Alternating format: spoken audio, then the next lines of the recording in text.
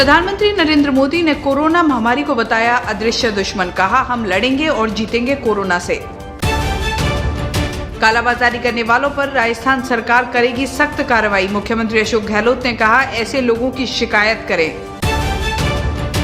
प्रदेश में युवाओं के साथ टीकाकरण में हो रहा भेदभाव। विधायक रामलाल शर्मा ने कहा, रसूख वाले लोग घर पर ही लगवा रहे टीका।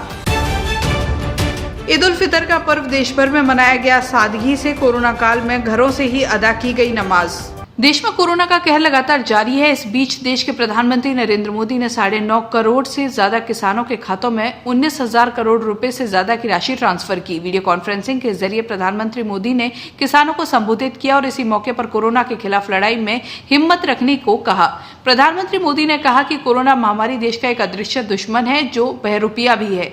इससे हम सबको मिलकर लड़ना होगा। प्रधानमंत्री मोदी ने कहा कि भारत हार न मानने वाला देश और मुझे यकीन है कि भारत इस महामारी का डटकर सामना करेगा। प्रधानमंत्री मोदी ने इस दौरान ये भी कहा कि कोरोना वायरस परीक्षा ले रहा है, लेकिन हम हारेंगे नहीं। दिल्ली के मुख्यमंत्री अरविंद केजरीवाल के आरोपों पर भाजपा ने पलटवार किया है। भाजपा प्रवक्ता संबित पात्रा ने जवाब देते हुए कहा कि ऑक्सीजन स्टोरेज पर दिल्ली सरकार ने कुछ नहीं किया। पात्रा ने कहा कि अरविंद केजरीवाल के काम करने का तरीका बहुत अनूठा है। पहले हाहाकार मचाया लेकिन व्यवस्था कुछ नहीं की। पात्रा ने केजरीवाल पर आरोप लगाते हुए कहा कि आप सरकार की ऑक्सीजन स्टोरेज नहीं करने की वजह से जयपुर गोल्डन अस्पताल और बना अस्पताल में 20 और 13 मरीजों की जान चली गई। दिल्ली के मुख्यमंत्री अरविंद केजरीवाल ने प्रेस कॉन्फ्रेंस कर एक बड़ा ऐलान किया। उन्होंने कहा कि कोरोना के कारण जिन बच्चों ने अपने माता पिता को खो दिया है, उन्हें वो और बुजुर्ग जिन्होंने अपने जवान बच्चों को खो दिया है, उनकी आर्थिक सहायता दिल्ली सरकार करेगी। केजरीवाल ने कहा, इतनी मायूसी के माहौल में मैं आपको एक सुखद खबर देना चाहता हूं। पिछले 24 घंटे में दिल्ली में 8,500 कोरोना के मामले सामने आए हैं। कांग्रेसी नेता राहुल गांधी ने केंद्र सरकार पर निशाना साधते हुए वैक्सीन नीति की आलोचना की। उन्होंने कहा कि केंद्र सरकार की वैक्सीन नीति समस्या को और बिगाड़ रही है। राहुल गांधी ने अपने ट्वीट में कहा कि केंद्र सरकार की वैक्सीन नीति समस्या को और बिगाड़ रही है, जो भारत झेल नहीं सकता। वैक्सीन की खरीद केंद्र को करनी चाहिए और वितरण की जिम्मेदारी राज्यों को दी जानी चाहिए। रूस की वैक्सीन स्पुतनिक वी की आयातित डोज की कीमत भारत में 995 रुपए 40 पैसे होगी। भारत में इस वैक्सीन का निर्माण करने वाली डॉक्टर रेड्डी लेबोरेटरी ने ये जानकारी दी। स्पुतनिक वी जिसकी प्रभावशीलता 91.6% है, ऐसी तीसरी वैक्सीन है जिसके उपयोग को मंजूरी दी गई है। वैक्सीन की पहली डोज हैदराबाद में दी गई। स्पुतनिक वी की आयातित डोज की इस कीमत में 5% GST शामिल है। हालांकि जब स्पुतनिक वी की डोज का निर्माण भारत में शुरू हो जाएगा तो इसकी कीमत कम हो जाएगी। प्रदेश में कोरोना काल में दवाइयों की कालाबाजारी करने वालों पर कड़ी कार्रवाई होगी। सीएम अशोक गहलोत ने ट्वीट करके कहा कि कोरोना महामारी की विकट परिस्थितियों में भी कुछ लोग दवाई और अन्य जरूरी सामान की जमाखोरी और कालाबाजारी करने का निकृष्ट कृत्य कर रहे हैं। ऐसे लोगों पर राजस्थान सरकार सख्त कार्रवाई करेगी। ऐसे लोगों की शिकायत पुलिस हेल्पलाइन नंबर 100 पर कॉल करके अवश्य करें। प्रदेश में कोरोना वैक्सीनेशन को लेकर सियासत तेज हो गई है। भाजपा प्रदेश प्रवक्ता रामलाल शर्मा ने वैक्सीनेशन को लेकर सरकार पर सियासत करने का आरोप लगाया। प्रदेश भाजपा मुख्य प्रवक्ता रामलाल शर्मा ने कहा कि वैक्सीनेशन पर युवाओं के साथ भेदभाव किया जा रहा है। प्रशासनिक और राजनीतिक रसूख रखने वाले घर पर वैक्सीन लगवा रहे हैं, जबकि रजिस्ट्रेशन वाले युवा वैक्सीन लगवाने का इंतजार कर रहे हैं। उन्होंने सरकार से दोषी अधिकारियों और कर्मचारियों के खिलाफ सख्त कार्रवाई करने की मांग की है।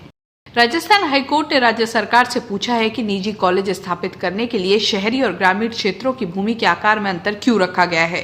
न्यायाधीश अशोक गौड़ ने यह आदेश श्री राजेश्वरी शिक्षण समिति की याचिका पर दिए। याचिका में कोर्ट को बताया गया कि प्रदेश में वर्ष 2014 तक निजी कॉलेज स्थापित करने के लिए 10 एकड़ भूमि की आवश्यकता निर्धारित की गई थी।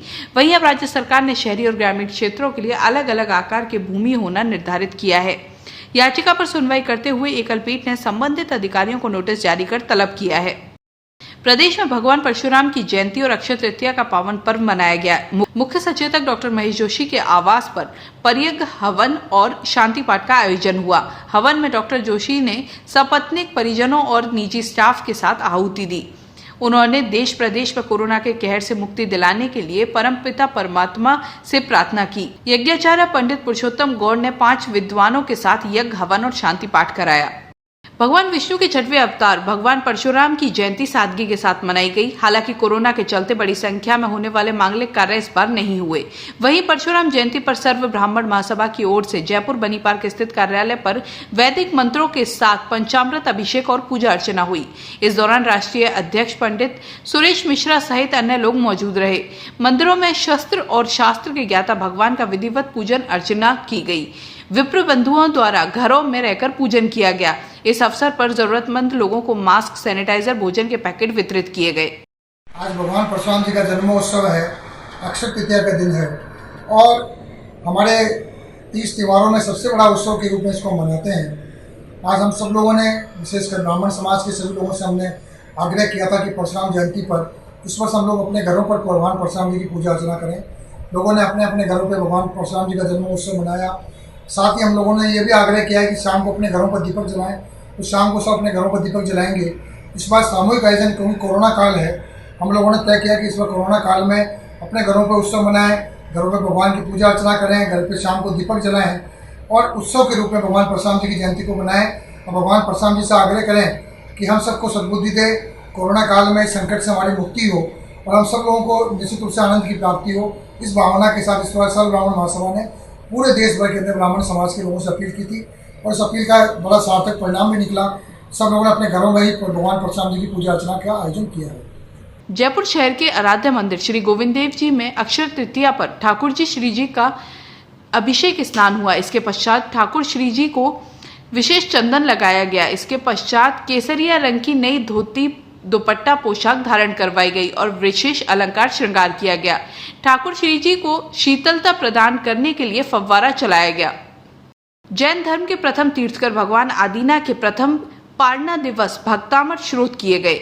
संगिनी फोरम जीएसटी मेट्रो की ओर से ये पाठ किए गए। इसी कड़ी में जयपुर की तारों की कूट पर विनोद और दीपिका जैन कोटखावदा के नेतृत्व में भक्तामर श्रोत पाठ किए गए। प्रत्येक सदस्य परिवार को आधा घंटे का समय दिया गया। इस पाठ का आरती के बाद समापन किया गया। ईद का त्योहार देश भर में सादगी के साथ मनाया गया। प्रदेश में भी ईद का त्योहार उल्लास के साथ मनाया। राजधानी जयपुर में ईद उल फितर पर मुल्क में चैन, अमन व भाईचारा और कोरोना से खात्मे की दुआ के लिए अल्लाह की इबादत की गई। कोरोना के मद्देनजर सामूहिक नमाज अदा नहीं हुई। घरों में समाजजनों ने नमाज अदा की। जामा मस्जिद सहित अन्य जगहों पर प्रशासन की सिफारिश पर यहां सिर्फ 5 लोगों और खादिमों ने ही नमाज अदा की। समाजजनों ने एक दूसरे से गले न मिलकर सोशल डिस्टेंसिंग की पालना की और इसी के साथ ईद की बधाई दी। चौमू उपखंड के गोविंदगढ़ ब्लॉक के देवतला ग्राम में एक गाय कुएं में गिर गई। कुएं में गिरी गाय को बाल गोपाल गौरक्षक दल के सदस्यों ने रेस्क्यू कर बाहर निकाला। गौरक्षक दल के सदस्य एवं गौसेवा समिति के प्रदेश अध्यक्ष मुकेश सौकिल ने बताया कि ढाड़ी में गाय की कुएं में गिरने की खबर मिली थी, जिस पर टीम के सदस्यों ने कड़ी मशक्कत के बाद रेस्क्यू कर एवं प्राथमिक उपचार के बाद गौशाला में गाय को भेज दिया गया। लॉकडाउन की वजह से प्रदेश में मजदूरों और उनके परिवारों पर रोजी रोटी का संकट आ गया है। उनके काम धंधे चौपट हो गए हैं। ऐसे परिवारों की मदद करते हुए रेनवाल क्षेत्र के राजेंद्र बुकोलिया ने कोई भी भूखा ना सोए को आगे बढ़ाया। बाकोलिया ने रेनवाल और पचकोड़िया क्षेत्र के गरीब मजदूरों परिवारों को राशन सामग्री, फलाहार, मास्क व सैनिटाइजर वितरित किए। साथ ही बाकोलिया ने डॉक्टर, पुलिस, मीडियाकर्मी सहित अनेक लोगों को मास्क, सैनिटाइजर का वितरण किया। बाकोलिया ने पूर्व में भी कई बार गरीब मजदूरों की मदद में हाथ आगे बढ़ाया है, इसलिए बाकोलिया को क्षेत्र में सोनू सूद के नाम से जानते हैं।